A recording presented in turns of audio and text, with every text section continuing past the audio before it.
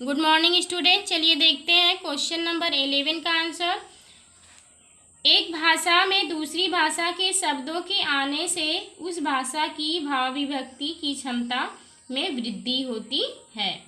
एक भाषा में दूसरी भाषा के शब्दों के आने से उस भाषा की भाव विभक्ति की क्षमता में वृद्धि होती है।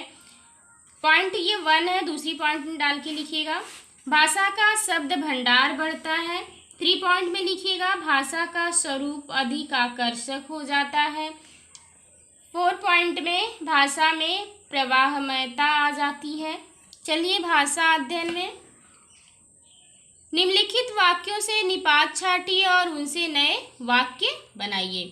तो आपको जो है इसमें से निपात छाटना, यानी निपात इसमें कौन क्या क्या निपात है आप इसको छाटना और उससे नए वाक्य बनाना है। जैसे मैं आपको बता देती हूँ कि निपात क्या होता है। क्लास 9th में आप लोगों ने निपात के बारे में पढ़ा है, फिर भी मैं एक बार फिर से रिपीट कर दे रही हूँ, आपको बता दे रही हूँ कि निपात क्या है।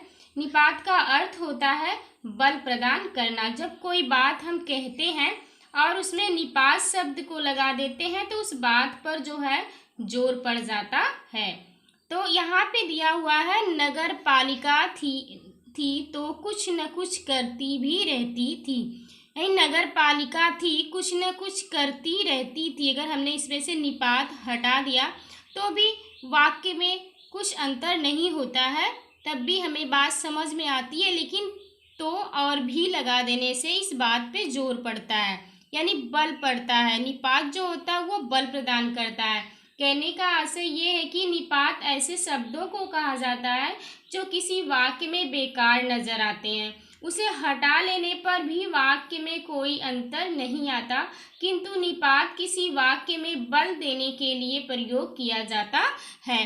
तो जैसे मैं आपको बता दूं, इसमें नगर पालिका थी तो कुछ न कुछ करती भी रहती थी। अभी मैंने आपको बताया कि इसमें से तो और भी निकाल देने पर अगर हम इस वाक्य को पढ़ते हैं तो कुछ ज़्यादा अंतर इसमें नहीं आता है।